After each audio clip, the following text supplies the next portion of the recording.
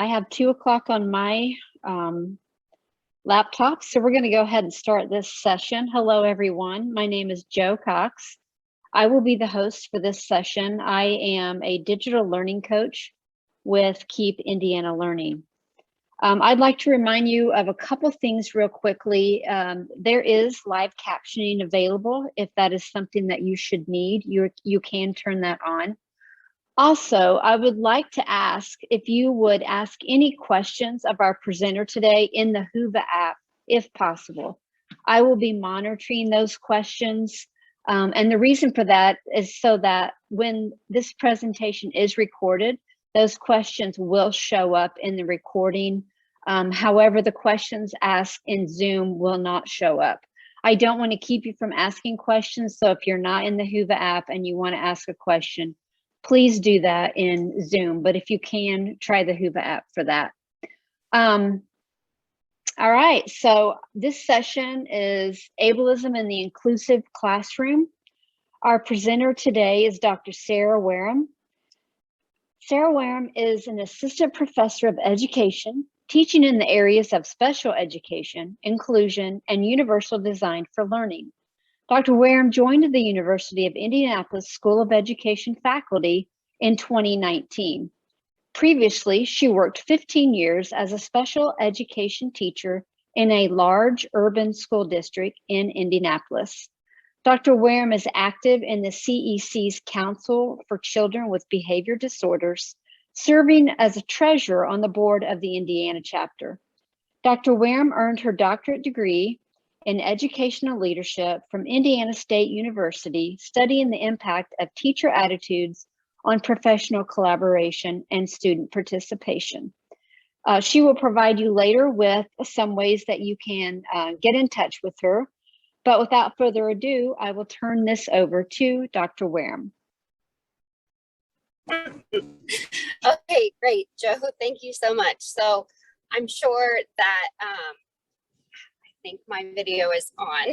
So you can tell that I'm in the car and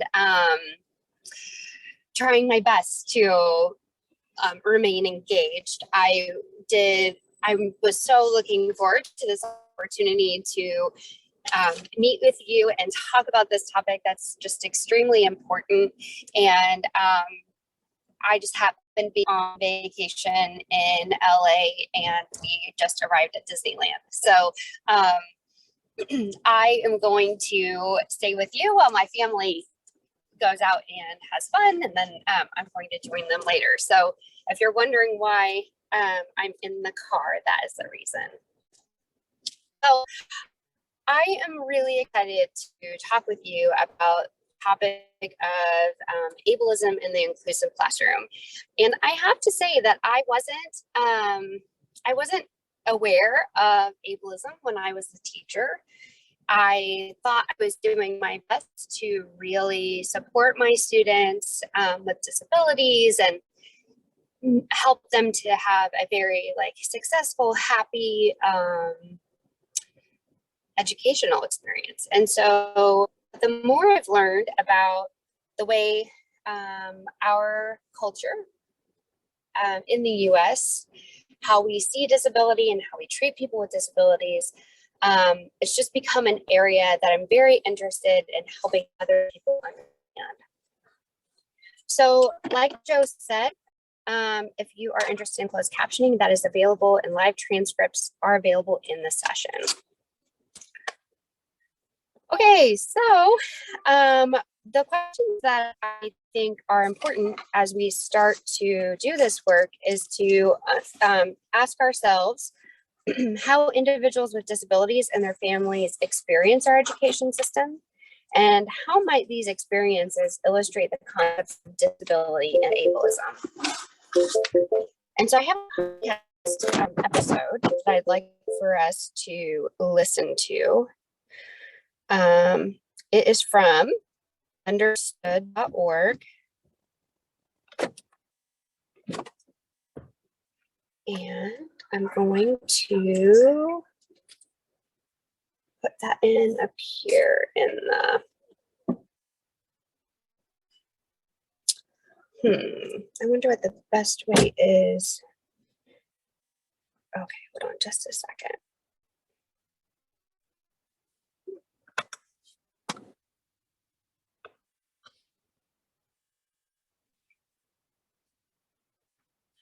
Sorry about that. I'm trying to present from an iPad that I'm not as fluent with. So,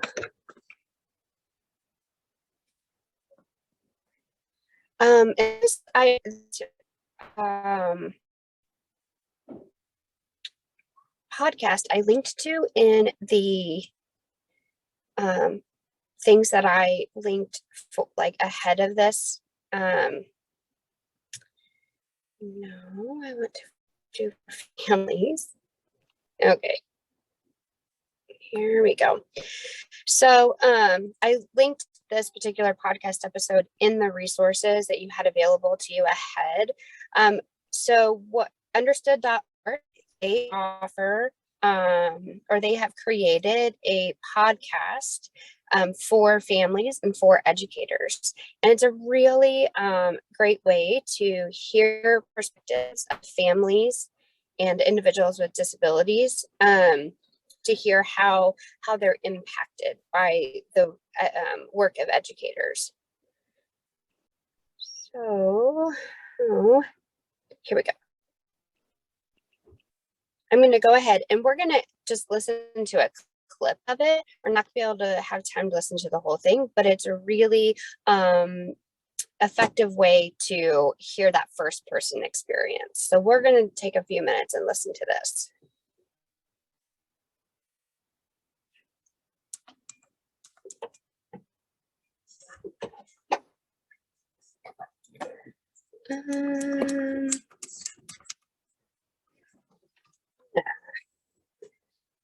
Where to move this sound here? Why might that be?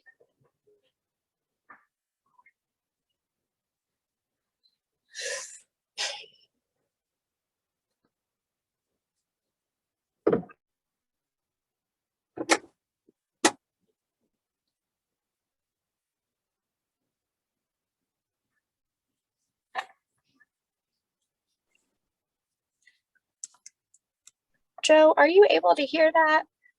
I cannot hear that. I wonder if you put the link in the chat, if I could play it on my end. Oh, right.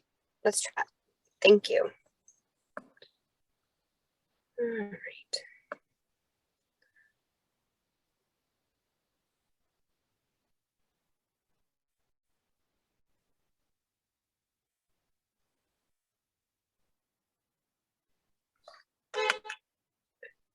Okay, and the chat.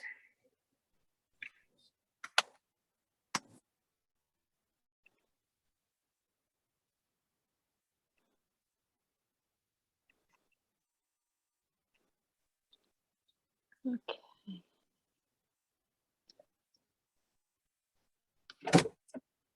Well, I'm there. I'm just looking for the play button here.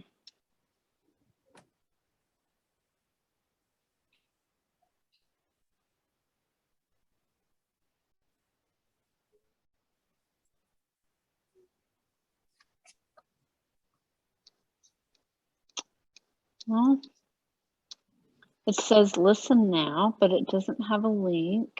Sorry. It should have a play button. Okay, you know what? Let's just move on from that. I'll just summarize what everyone ends up sharing. Thank you, though. Okay. Sure. So this podcast, the topic is to disclose or not. And the idea is that we have such strong societal thoughts and beliefs and feelings about disability that a person with a disability or their family members, like if it's a parent of an underage child, they have to decide whether or not they're going to disclose the disability. And so I don't know if you as an educator had this experience, but we would have students who would move in and they would have an IEP, the family wouldn't tell us right away, right? And so it's not until maybe they're there for a month or two, and then all of a sudden it comes to light that they have a disability. And my thought always was, why, a family member, why would you not tell the school that this student has a disability so they can get all of the services that they need to learn? And then also, but on the other side of that, when you listen to this podcast, the parents' perspective of, they weren't sure if they wanted the school to know because of the way that their student had been treated as a student with a disability, and then the stigma that comes with that. And then you hear from a gentleman who is an adult, and he has dyslexia, and he's very successful in his work, his professional life, and he has to decide whether or not to disclose that he has dyslexia to his colleagues. And he talks about the stigma that is associated with dyslexia, and that he doesn't want people to have like low expectations of him and the work that he's going to be able to do. He wants to be treated as an equal, but then at the same time, if he makes a mistake when he's writing an email, or if he makes a mistake when he's creating a presentation, then he feels very self-conscious about that. And so even though we all make mistakes, having a disability for him, it's just a very, it's a choice that he has to make about whether or not he can trust that he's in an environment in which his colleagues will still treat him as a professional rather than a person with a disability. So what I'd like to do is have you do a quick write. So just on your own, grab a piece of paper, or you can do it on your computer. I would like for you to write down disability is, and then just do a quick write about what disability is in your experience. And then ableism. Ableism is, and then just write down your thoughts around ableism. And don't Google it. Don't look anything up. If you're not familiar with the term ableism, or you want to get it right, just try not to do that. It's just for your own use. So I'm going to stay here quietly for a minute or so, and I would like for you to do your quick write, disability is and ableism is.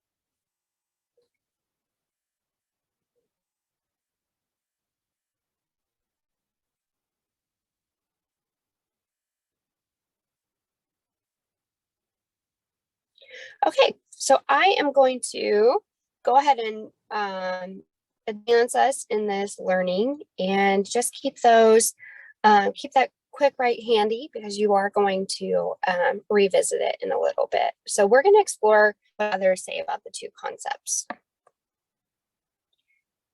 And so when we think about disability, there are two models of disability. The first is the medical model, and the second is the social model.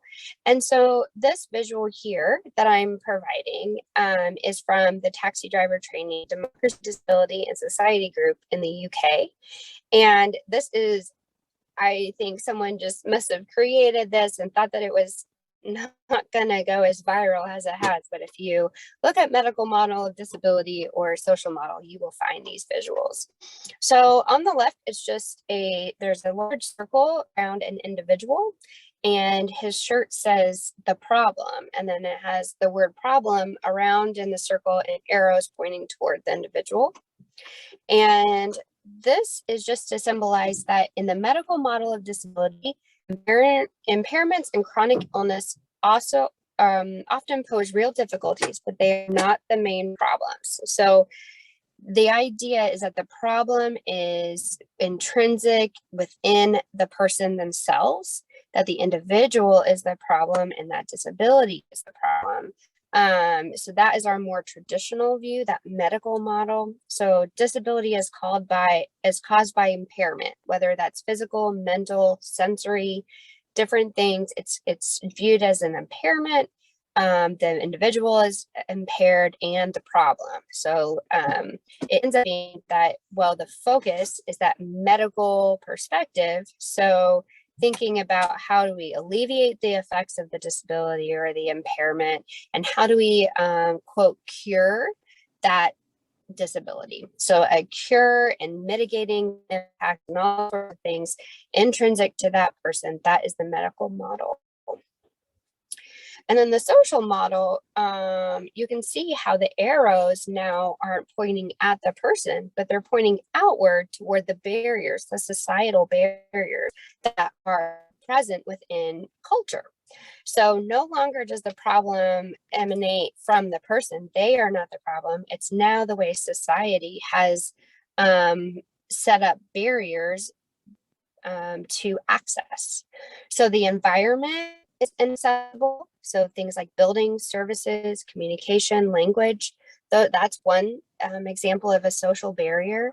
Another social barrier is attitudes. So attitudes, negative attitudes, prejudice, stereotyping, and then discrimination. And so the societal barriers of attitude, and then organizations are just inflexible. So they have procedures and practices that they rely on that are inflexible in meeting the needs of individuals with disabilities and reducing those barriers. So environment, attitudes, and organizations, those are the social barriers that are created within our context. My question to you, you're welcome to put your answer in the chat, or you can unmute and just talk with us. Do you think that schools operate in the medical model or the social model? And what examples can you think of to support your answer?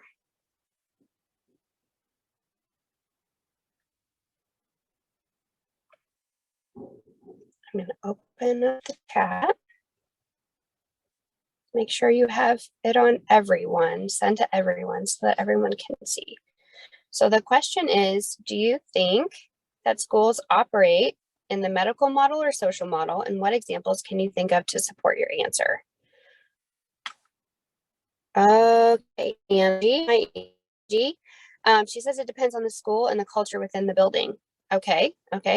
Angie, can you give an example of what you've seen within a building that would tell you that they're working in the medical model versus the social model? And Nina says, schools tend to operate in the medical model, especially in terms of providing interventions based on doses of minutes. I like that. So the services that we provide are kind of like the treatment, right? If we think about that medical model. Thank you, Nina.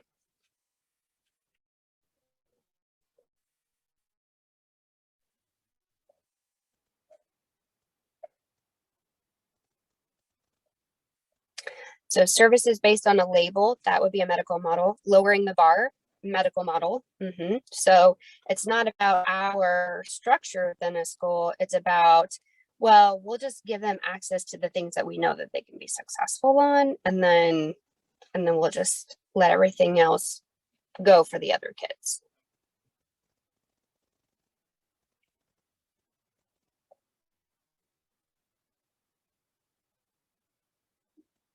Does anybody have any examples of a social model within a school?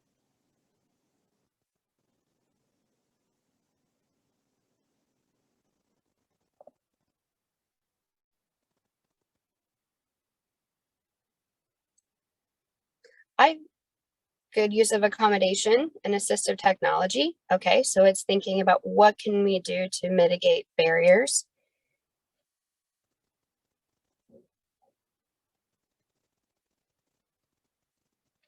Awesome.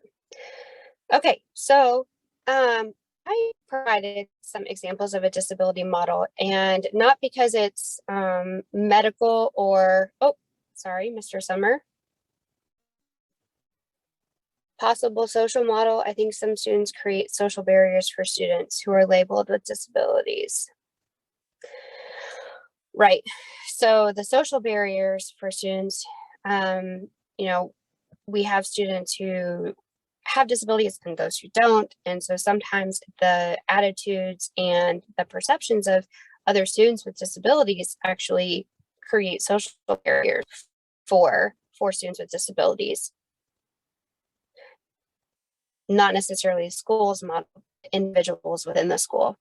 And honestly, when we think about culture, individuals within a setting are ones that help to build the culture. So even if the school is trying not to, we need to think about what kinds of experiences are the people without disabilities having, and that are influencing the way that they see their peers. So we'll go into a little bit of that. Okay, so examples of the disability model within an education system. So these are just some things that I thought of that are present within our education system. So it is deficit focused. So I know that when we start the IEP development process, there's a little box that we say, these are the student strengths, and that's what we're supposed to talk about first. But then if you think about the rest of the meeting, it's talking about their deficits and how we're going to overcome them. So as much as we want to believe that we are strength focused in the IEP development process, the majority of the document is set up to address deficits. So norm reference standardized diagnostic tools is another example of something that we have within our disability model in the education system. So norm referenced, age referenced, it's always comparing to the standard, right? Comparing to the norm. And we have these standardized diagnostic tools that whenever you think about the medical model being inflexible, this is definitely an example of that. There's a focus on progress in grade level curriculum.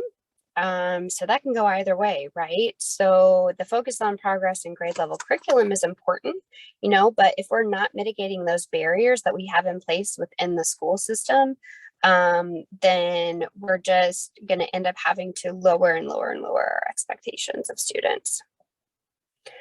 IEPs are written from the perspective of adults, specifically the school staff. So some schools work to include students in that student-led IEP process, but the vast majority of IEPs when they are written and case conferences when they are held is from the perspective of adults, because typically adults think that they know best, right? Well, we know what the student needs. We know what people with disability need. It's because we've been trained in that area. Goals are written to help the student learn skills to overcome the impacts of their disability. So again, that is that idea of the student being the problem, the disability being the problem, and that we need to figure out how to help that individual overcome their disability.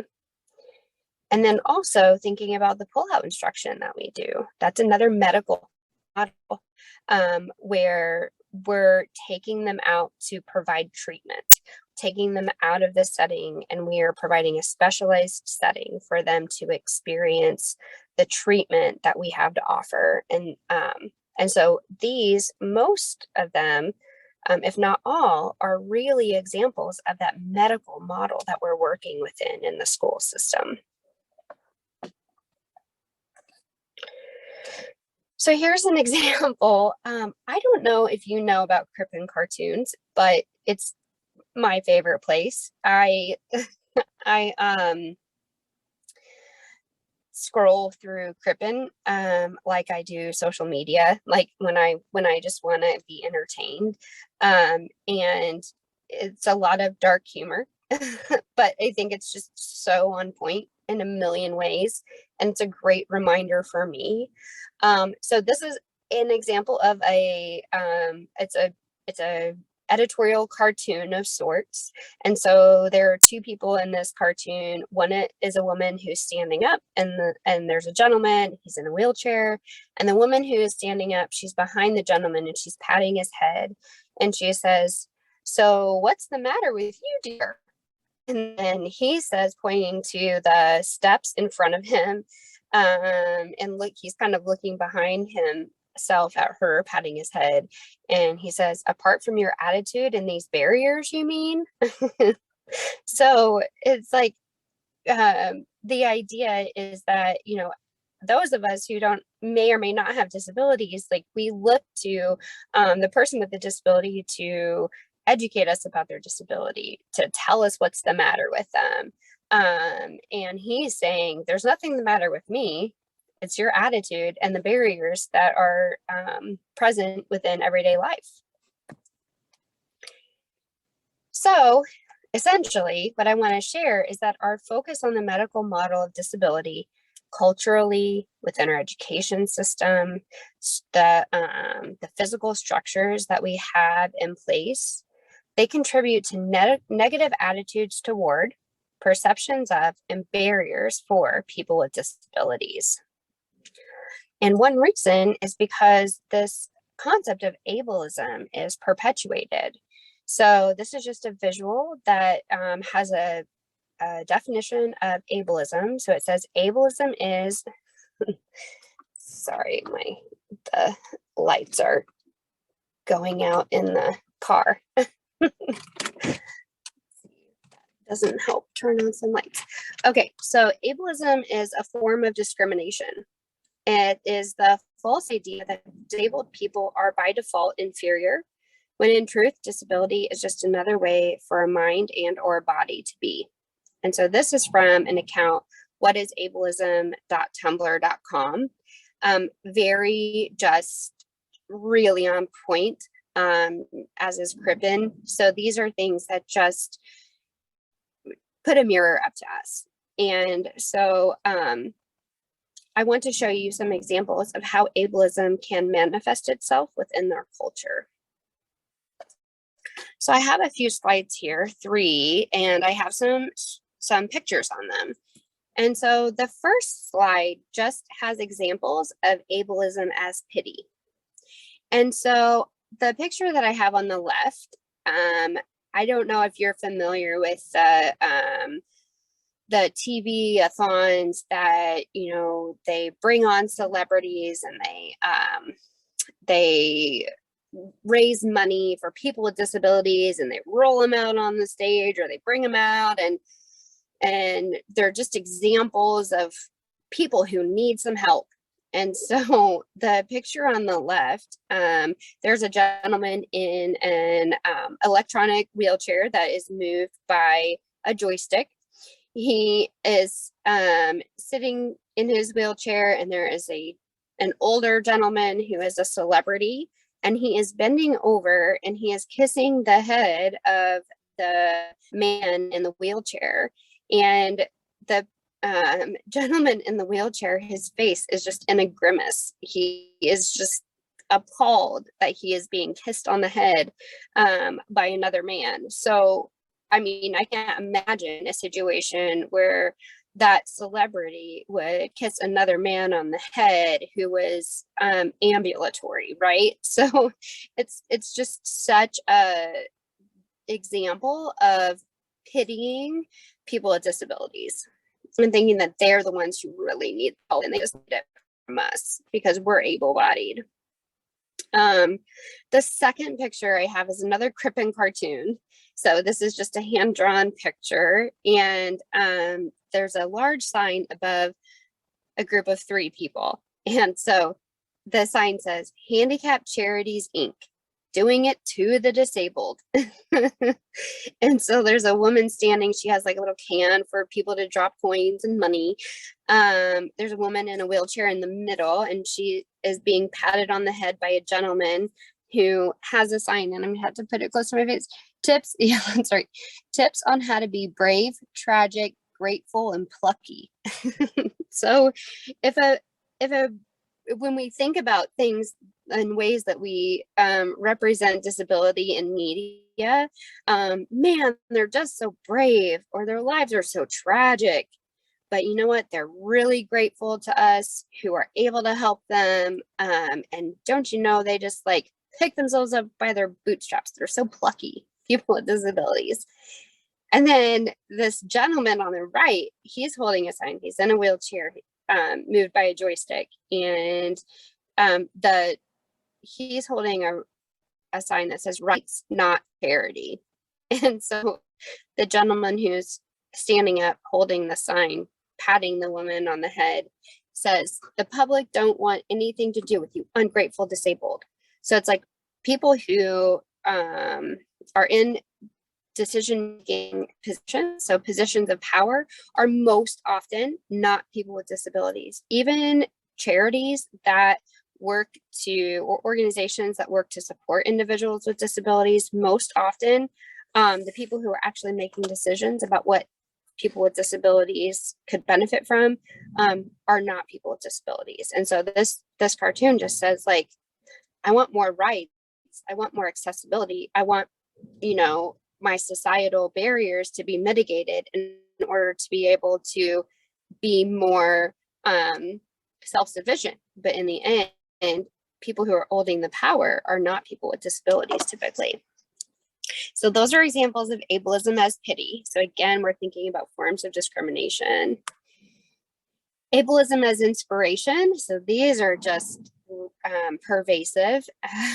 So I have two pictures on this slide as well. And so the picture on the left, a little boy is running on a sports track.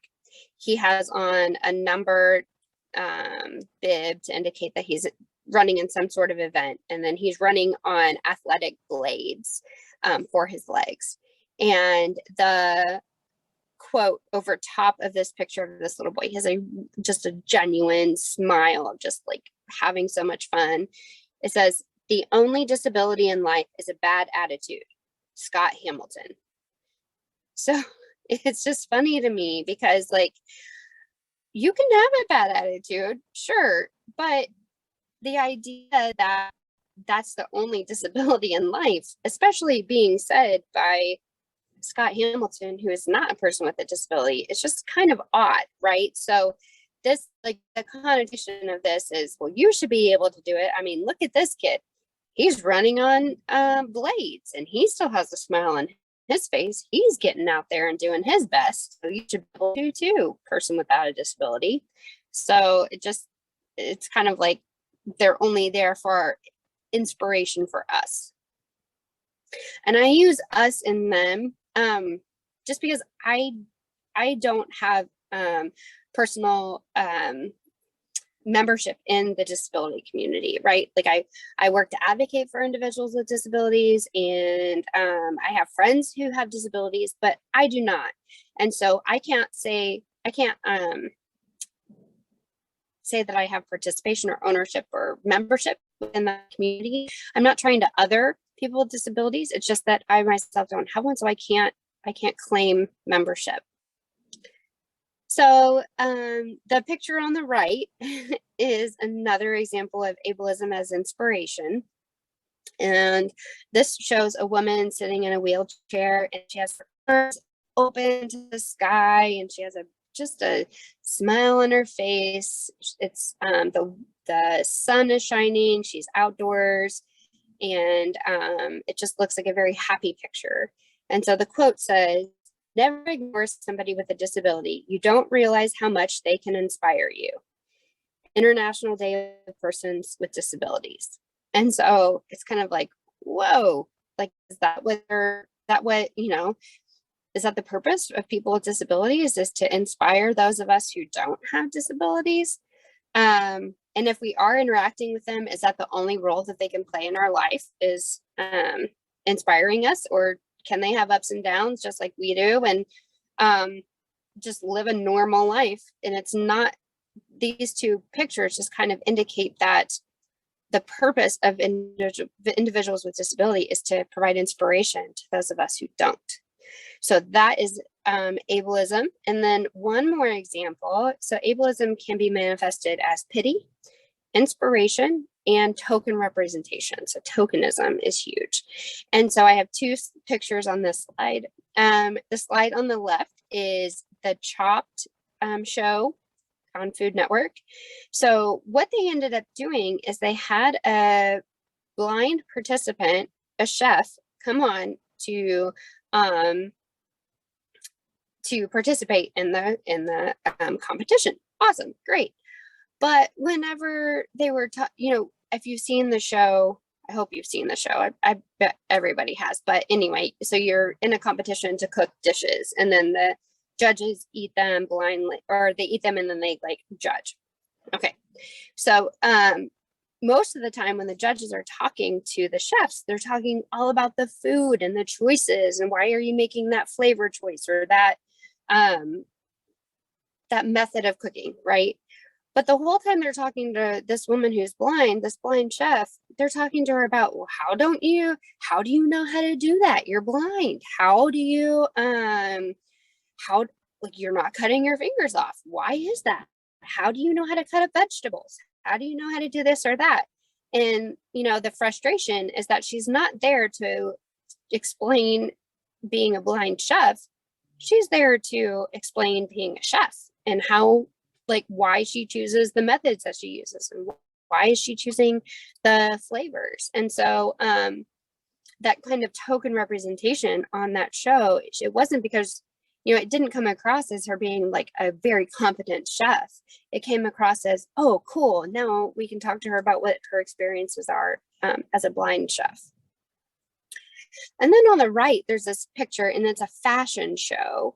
And what you can see is there are 6 people on stage, and there's a woman in the back who looks to be of average height. And then you have 5 people in the front. They're all in black and white fashion of some sort, dresses, pants, that sort of thing. And they all have some form of disability, physical disability. And so the idea is that, we either do things as separate. So if you're going to do a fashion show for people with disabilities, then it's just a fashion show for people with disabilities. Maybe the models have disabilities and different forms of impairment. And so it's like, well, they can have their own, but if we allow people with disabilities to participate in a non-disabled setting, then aren't we proud of ourselves, right? It's like, oh, we let those people with disabilities participate. Like we let this designer show his designs, and it's just we allow ourselves to feel good, right, about including people with disability, but it ends up just being token representation and not a very meaningful, authentic experience, because we just focus more on the disability than the talent behind what they're doing and the work that they're doing. Okay, so I would like to do a sort with you before we start to talk any further about ableism. So these are just examples of ableism, and some are socially acceptable and some are not. Some are socially unacceptable. And I'm just going to go down through, and if you want to unmute, you're welcome to. If you want to help me in the chat, I think we are just going to go down through these. Maybe you can give me, let's see if I can. Let's see if I can change the view.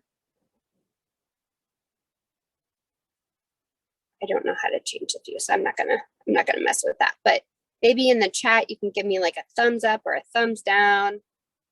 So the first example, do you think it is socially acceptable or socially unacceptable? The R word.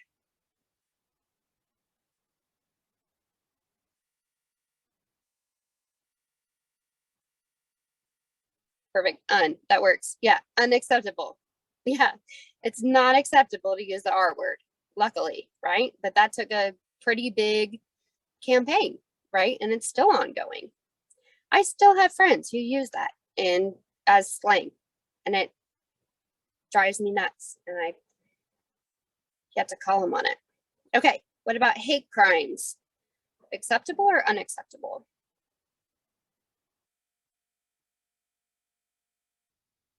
Yep, unacceptable. Absolutely, right? We can spot that. We can say that is unacceptable. What about savior complex? When people without disabilities believe that they're here to save those with disabilities. Angie says unacceptable.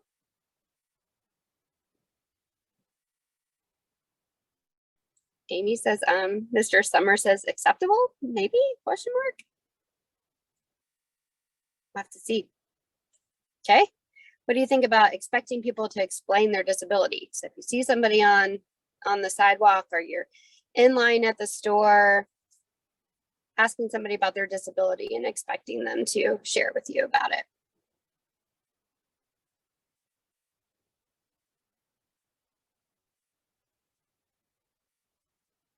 Depends on the person, but generally unacceptable. Okay.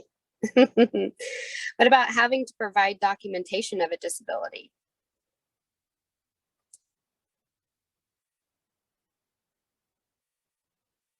People do it all.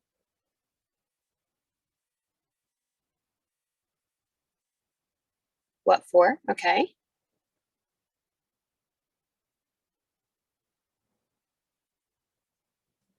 Awesome. All right. What about police brutality toward people with disabilities? Is that acceptable or unacceptable? Yeah, no from us, but it's very interesting society-wise. Okay, what about being a self-appointed ally? What do you think about that? Is that a socially acceptable form of ableism?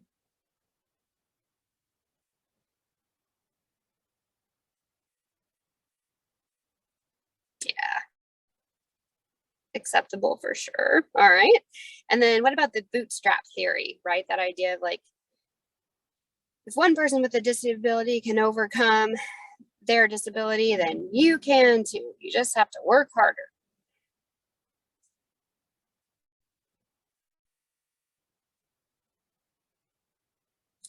All right, well, let's go ahead and take a look at this visual that I have on this slide. So this came from an organization called 0 to 3, and they advocate for services for children 0 to 3, ages 0 to 3. And so this was on part of their blog, and I just thought this was so on point, just on the nose. So this is a visual. The top third is a green triangle, and the whole thing's like a pyramid, and then the bottom 2/3 is blue. And so on top, it shows us it's labeled socially unacceptable ableism, and at the top we have hate crimes, retard, R-word, violence / brutality, and retard jokes, right? So we know that those things are unacceptable. Even saying the R-word was hard for me, right? Like I'm a member of like the disability advocacy community, but also just generally socially, it's just not acceptable for us to use those words and to perpetuate violence and brutality toward people with disabilities. But whoa, there are a million examples of socially acceptable ableism. So let's find some of those things that we had listed on our list. So we've talked a little bit about that able savior complex. So if I'm a person without a disability, then it is socially acceptable to come in, swoop in, and think I'm going to take care of people with disabilities. I mean, you can see through there, but I think one thing that's really important is lack of access to transportation. So it is very difficult for people with disabilities to move freely in a way that they want to. There's a lot of hoops to be jumped through, and it just is practically impossible. So even though, you know, they are supposed to have access to all the freedoms that people without disabilities should have access to, there are so many socially acceptable forms of ableism that keep them from being able to live a full, complete life. So things like housing discrimination, they can't just live wherever they want. Discriminatory lending, hiring discrimination. So again, when I was talking about that man who he was trying to decide whether or not to disclose that he has dyslexia, like it's either, you know, people know he has the disability, or he makes mistakes and people, you know, view him as incompetent, right? So it's like he really has to work hard to figure out, like, where is the balance? How does he navigate that world of ableism? Assuming that good intentions are good enough. So we do that all the time. Well, I didn't mean to, or, you know, especially that savior complex. Well, I was just trying to be helpful, and it can be very discriminatory. That idea that you have to provide documentation of disability, not believing experiences of people with disabilities. I work a lot with students and individuals with autism, and you would be shocked about how much people don't want to give individuals with autism access to accommodation because they don't think that it's bad enough. It's unbelievable in a lot of ways. It's like almost like they have to earn accommodation by having a really difficult time, unfortunately. Okay, so I'd like for you to revisit your definitions of disability and ableism. So from the beginning, you have that quick right, disability is and ableism is. And I'd like for you just to look at those and ask yourself, for my definition of disability, does that come more from the medical model or the social model? And then for your definition of ableism, are there ways in which you've been able to recognize some ways that you have some ableism ingrained within you, having looked at some of those examples of ableism? And this is just a personal reflection. You don't have to share anything out.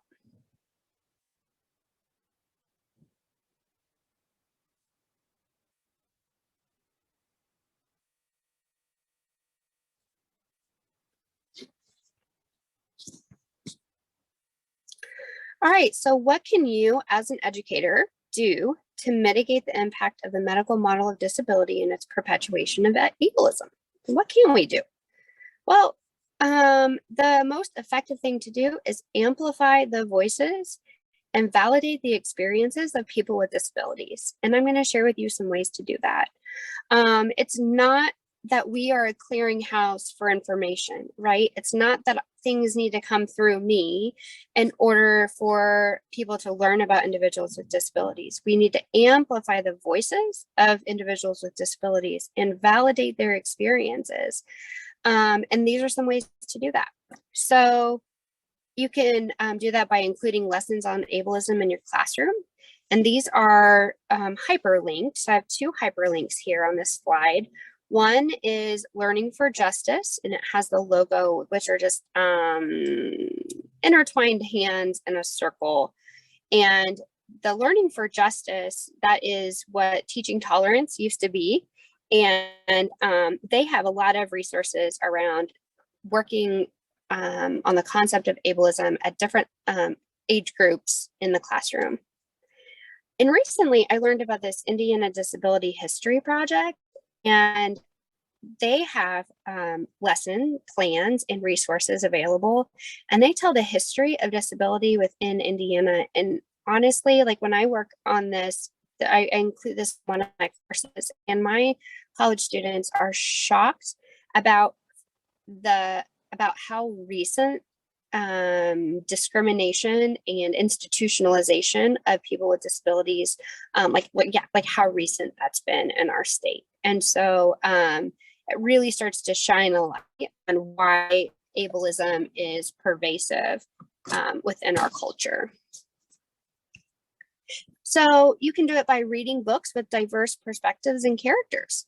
So on this slide, I have 4 pictures, and they are just the covers of different texts.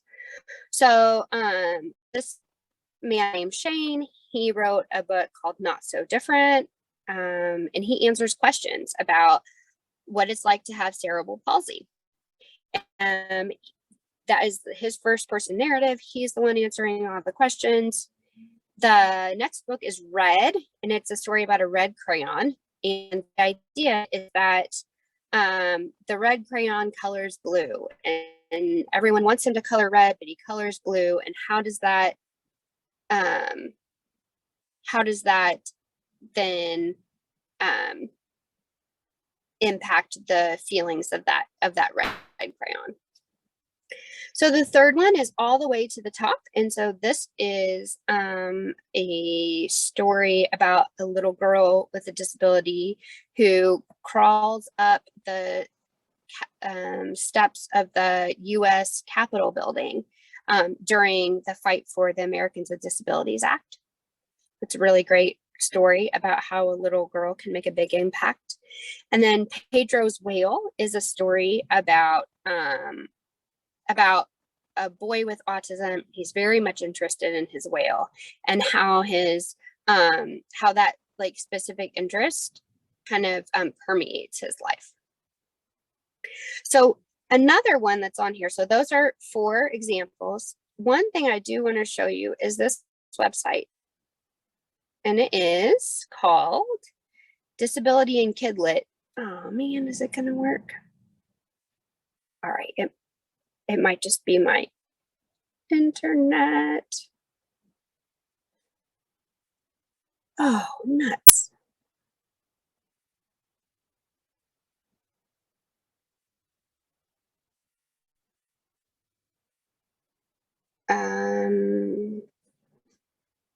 Oh.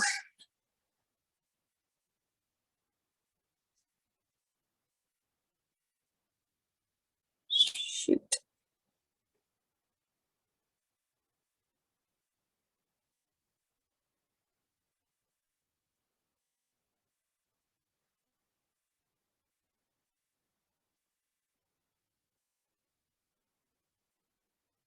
Let's see if I can. Oops.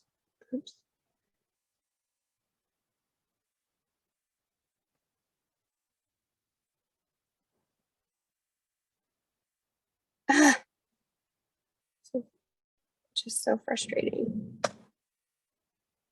Here we go. All right, sorry, we're back. Disability and Kidlit. It is a kind of it's a blog, it's a like a Goodreads, and people with disabilities and others who are close to that community provide reviews and commentary on literature. And so especially for books, when we're trying to understand, so what is the representation of disability in these children's books? And, does it perpetuate ableism or does it not? And then you can go to that website and check it out. So, okay, well, I know that I only have a few minutes left, so I want to make sure that I get through it all. So one of the things that are one of the things that's most important to me to share is using social media to understand personal experiences of people with disabilities.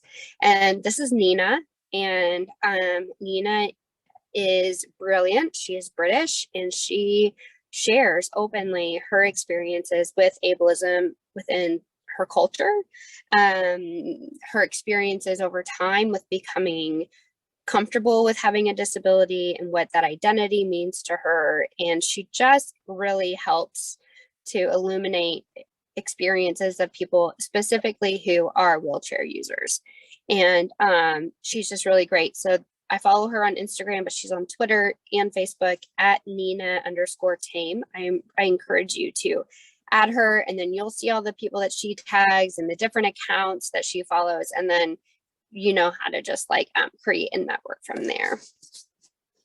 Promoting meaningful opportunities for disabled students and non-disabled students to have fun. So best buddies and unified sports. There's this website called I'm Determined, and empowering your students with disabilities. So it helps in that process of self-advocacy and self-determination. So you can go there and you can get a lot of resources to support your students and help to teach them advocacy skills. Speaking out against ableism in your school. So especially if you want to be an educational leader, it's important to be able to have the tools to speak out against ableism. And so these are just two links to do that: educational leadership. And then there's this NCCJ. They advance equality, promote justice, and build community. And so both of those resources would be great for that. All right, and then within Indiana, and we have this identifying allies in your community and working together. So one way to do that is accessibility, and they have not only online resources, but they hold a conference, and it brings together people who want to be allies, people in the disability advocacy community, and then individuals themselves with disability to learn from one another and really figure out how do you truly be an ally for people with disabilities. I don't have time, but this is a video, a TED Talk from a boy that just illustrates that as a teacher, the tremendous amount of power that you have and how it can be used for good or not.